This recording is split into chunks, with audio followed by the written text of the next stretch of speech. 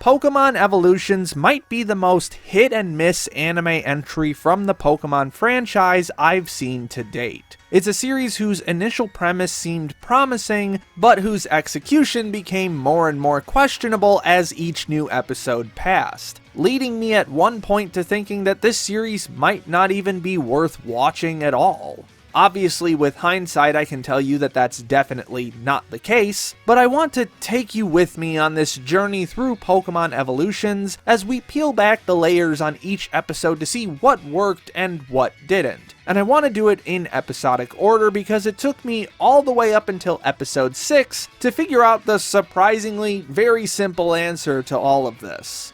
Also, this video will be very light on animation examples because y'all remember what happened the last time I fucked with Pokemon footage. Pokemon Evolutions is an 8-episode web series, with each episode taking a single story from each of the Pokemon regions we've encountered thus far, leading off with a Galar-centric episode titled The Champion. The story is broken up into 2 plot lines layered on top of each other. The first shows the lead up to the championship match between the player character and the champion, Leon. The stark contrast between the hype and excitement of the crowd waiting for the match to begin and the dark, empty locker room Leon is waiting in immediately sets us up for the emotional conflict Leon is undergoing, as the other plotline in this episode is the battle with Eternatus that occurred sometime earlier, in which Leon failed to stop Eternatus' rampage. Compared to the other episodes from this series, this one is rather light on dialogue, and I think that's why I like it so much. We already know from the games that it's the player character who catches Eternatus, not Leon, so we don't need it verbally explained to us a second time. This is going to come up a lot over the course of this video, so we might as well tackle it now, but my general philosophy towards the Pokemon anime adapting plot lines from the games is that capturing the general tone of the scene and the feelings of the characters is much more important than conveying every relevant plot detail. This series already presupposes that you've played through the games already, considering that most of the stories take place near the end of the plots of each games, so a rushed plot summary would be kinda pointless. The games can do the plot part just fine, but their technical limitations in comparison to the anime medium means that there's a whole realm of emotion still left unexplored, and so I find those elements much more crucial when it comes to the adaptation process, and this first episode is a prime example of how to do this right. Chairman Rose isn't even in the episode because he's not relevant to the story that's being told at the moment. This is about Leon's failure to stop Eternatus, followed shortly by the player character's success. And so it lets Leon's facial expressions and physical acting do most of the legwork in the locker room scene, while the battle with Eternatus is driven by its solid action animation. The way that the little moments in this episode feed into each other despite not being told chronologically really sells the emotional weight of this idea, like how the Pokeball twitching before Eternatus breaks free cuts to Leon fidgeting with an Ultra Ball that he accidentally drops to reveal his Charizard, who immediately understands Leon's plight and puts his robe on for him in order to boost his confidence. It's the subtler, more intimate ways in which humans and Pokemon interact that drive this episode forward, informing us of Leon's character without him speaking a single line of dialogue. While I do have some other complaints about this episode, mostly in that I'm not a big fan of the character designs, the core emotional throughline sells itself pretty well and left me hopeful that this would be a trend for the rest of the series.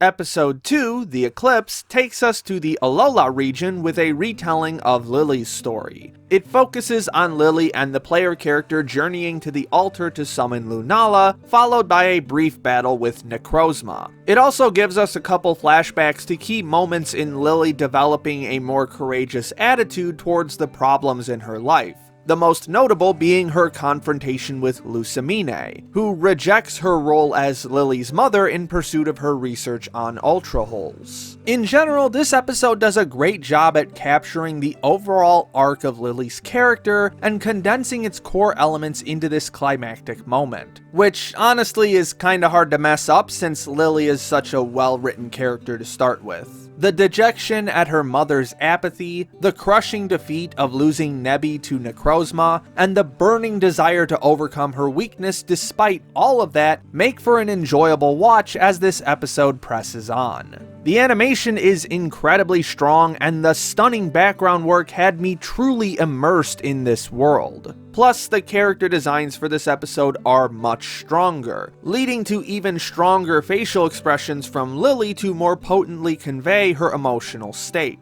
All that said, however, it feels like this episode is just a slight step down in overall presentation from the first one. The color choices and general direction tend to stick much closer to what we've already seen in the games, and the same can be said for the dialogue that we get in any given scene, which isn't necessarily a bad thing yet. Overall, I still think this is a worthwhile episode, but it does come off as just a hair less ambitious.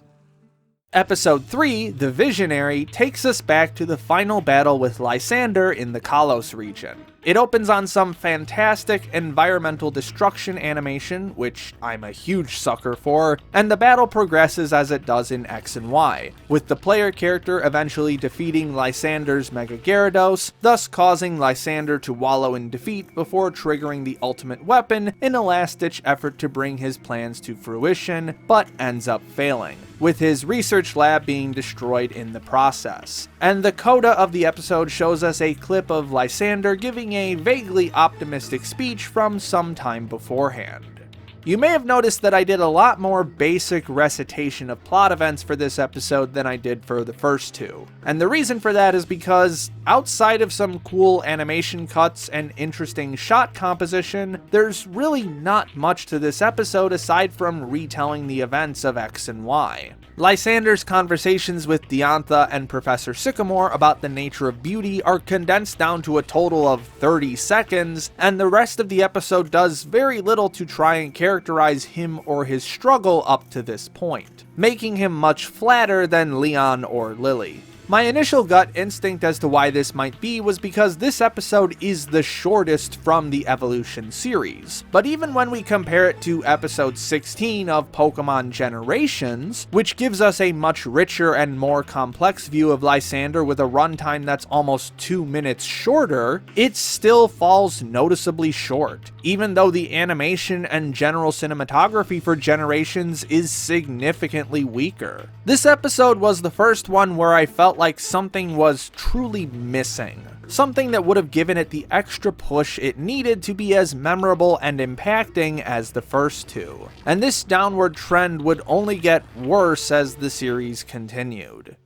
Episode 4, The Plan, takes us over to the Unova region for a hyper-condensed retelling of N's origins and his path towards dominance of the region, with Ghetsis serving as the narrator. It covers most of the key moments in N's life: his coronation, the beginnings of Pokemon Liberation, his battle with Alder, the final confrontation with the player character, all the moments you need to get a solid picture of what N has done throughout the story, with 1 or 2 hints at the growing fracture in his ideology, as though he is slowly realizing that the ideas Ghetsis has been feeding him might not be 100% correct. Where this episode hits a snag, however, is that it chose Ghetsis to be our audio point of view. Over 90% of the lines from this episode are given to Ghetsis, and so most of the episode is framed from his perspective.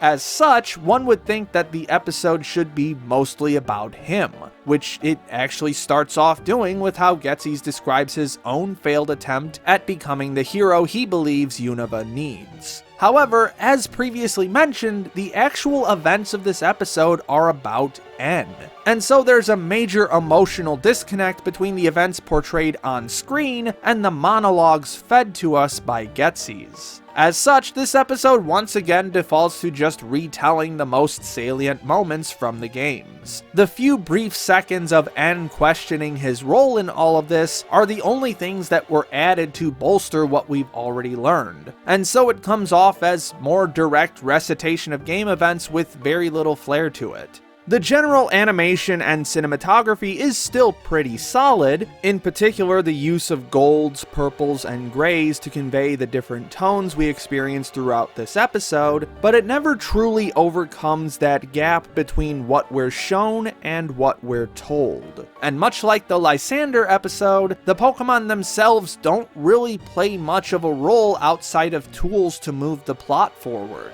which stands in direct contrast to N's entire ideology. Had this episode focused entirely on N or entirely on Getsy's, I think we might have seen a more interesting project. Or even if it decided to lean into pitting them against each other ideologically, though at that point it'd just be copying Generations again. As it stands, it's still just a slightly above bland retelling of the plot of the games. And so we come to episode 5, The Rival, which brings us back to the Sinnoh region and is far and away the worst episode from all of Evolutions. It follows the rival character from this generation as he takes on his father at the Battle Tower, with the battle being intercut with different moments from his Pokemon journey up to that point in a style similar to that of the first episode. Unlike that first episode, however, the rival character gets practically zero meaningful characterization in this episode outside of child who wants to be a Pokemon trainer and beat his dad in a battle. The most bare bones characterization you could possibly give to someone in a Pokemon anime.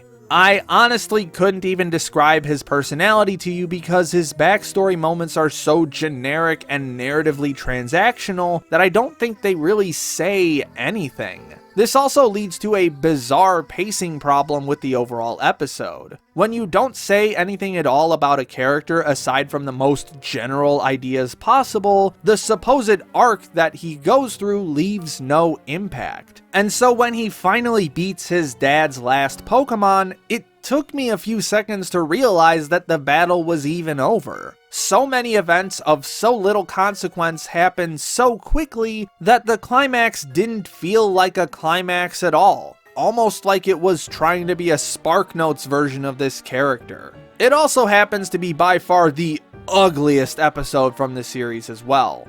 Bland color direction, weak character designs, garish lighting choices, awkward animation, and so much more make this an absolute eyesore of an episode. Which is extremely disappointing in a rather ironic sense, considering that A, there was a whole 6-week break between the previous episode and this one, and B, it came out less than 2 weeks after the release of the Sinnoh remakes. Even the animation for the Pokemon battles is middling at best, making this episode an utter disappointment on all fronts.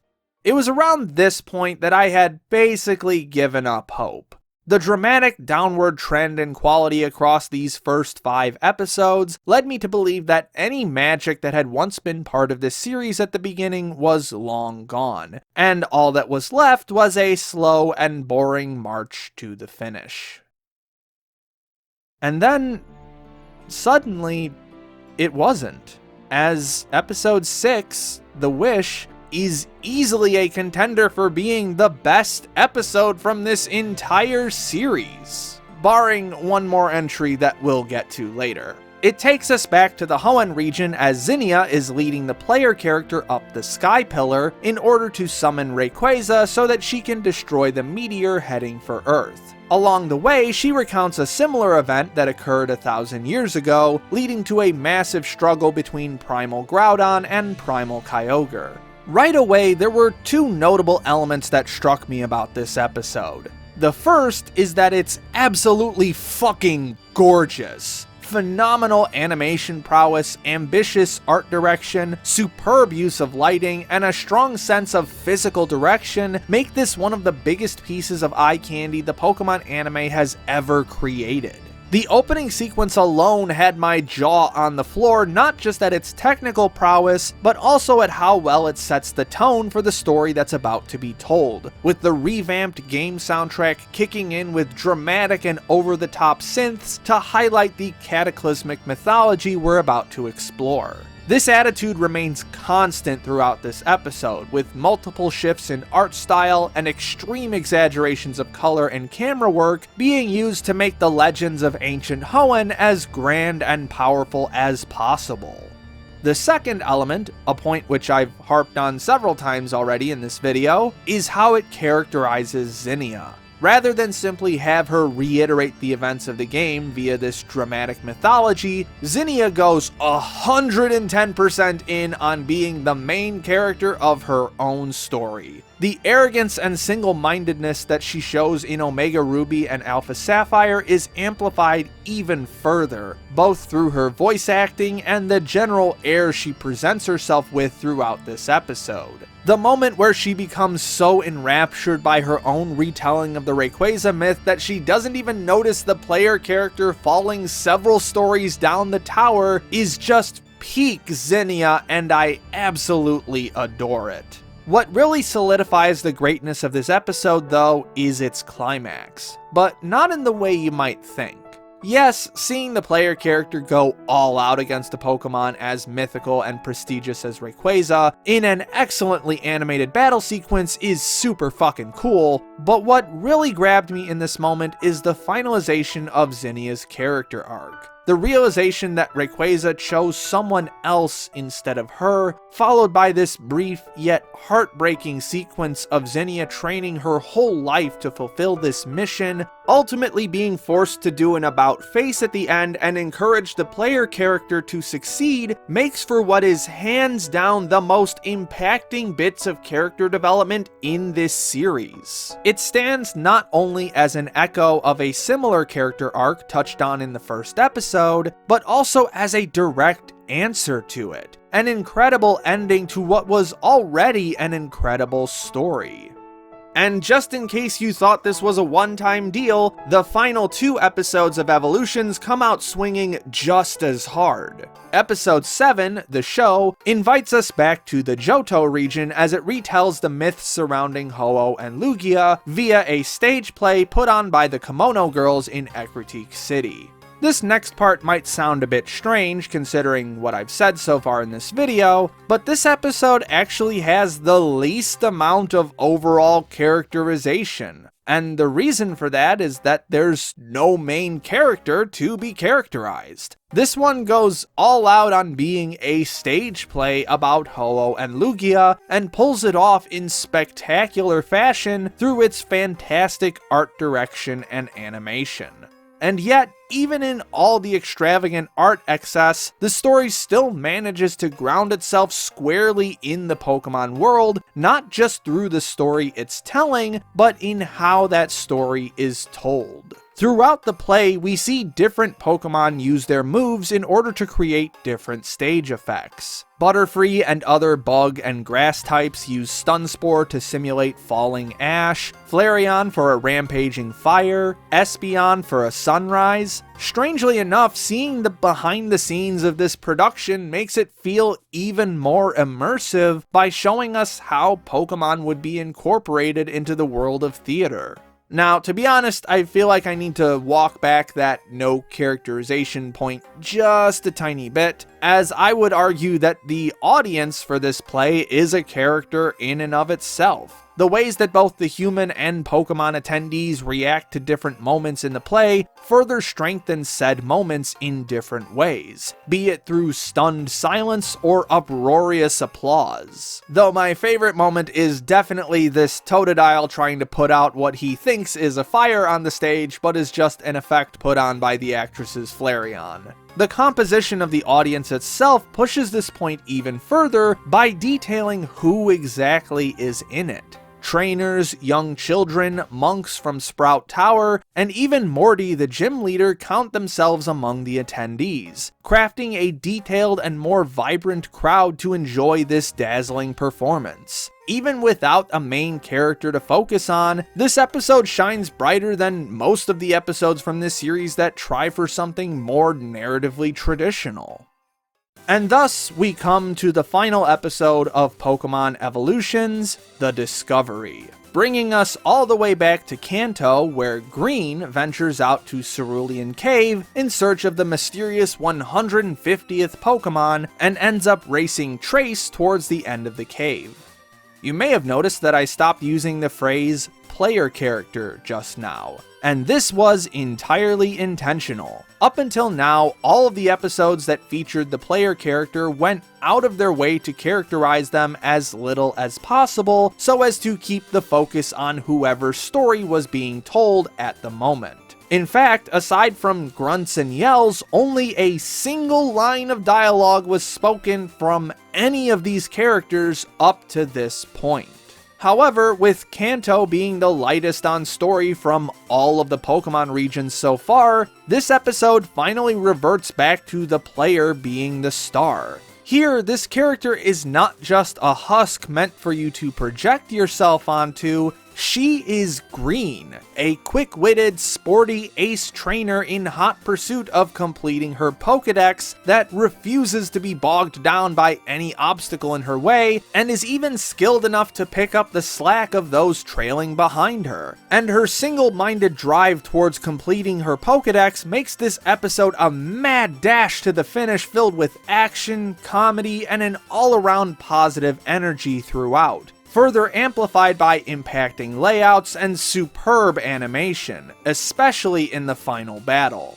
Also, there's kind of a twist that I've been dancing around in this episode involving Elaine, the protagonist of Let's Go Pikachu and Eevee, and I don't want to spoil it because it made the episode twice as fun once it hit, so just go watch it after this video. It's free to watch on YouTube. But I will say that including two protagonists from different games was a stroke of genius, as it highlights the notion that everyone has their own unique Pokemon journey. And the way that these journeys interact with each other can be just as interesting as a single journey on its own. I mentioned earlier that the Hoenn episode was tied with one other for being my favorite from this series, and that other episode is definitely this one. Whereas The Wish impressed me with its impeccable characterization and ambitious art direction, the Discovery brought it all back home and reminded me what this franchise was all about in the first place. People and Pokemon interacting with and influencing each other in fun and exciting ways. Watching this episode made me feel like a 7-year-old kid booting up my Game Boy Advance for the first time, anxious to choose my very first starter and explore what the world of Pokemon had to offer. The excitement, whimsy, and passion for Pokemon is ever present in this episode, and I get this big dumb smile on my face every time I think about it. Pokemon is capable of many, many things, and that explosive overflow of childlike wonder is what it does the best. And I'm so happy they decided to end on that. If nothing else, Pokemon will always make my inner kid smile. And so ends Pokemon Evolutions, a series with a ton of highs, a ton of lows, and a ton of middles. And honestly, that's a pretty good encapsulation of my Pokemon journey. Not every piece of Pokemon media I consume is peak fiction. Sometimes it is, and sometimes it's just pretty okay. Sometimes it's super average, and sometimes it just flat out sucks. And there's really no reason for me to get overly irritated about one or two failures, because I know there's always another spark of joy and wonder waiting just around the bend. Holy shit, I actually made a main channel video for once. Well, feels good to be back in the saddle, let me tell you. Hopefully the next one doesn't take another year to make. I had so many plans for this year and I just did not get to them for one reason or another, but I am definitely going to do my best to be more active on this channel for the foreseeable future. But in the meantime, you might have noticed that I've been making a lot of videos over on the Anime News Network channel, so go check out my stuff over there. My most recent stuff was a Tokyo Godfathers video, and I talked about the live-action Cowboy Bebop, and the upcoming video I have there may or may not be about another anthology series for a video game that's very close to my heart, so be sure to stay tuned for more. Special thanks to Rourke Tenjoin, Chris Seibert, Ryan Johnson, and all my other patrons for their generous support. My name is Ember, and I'll see you next time.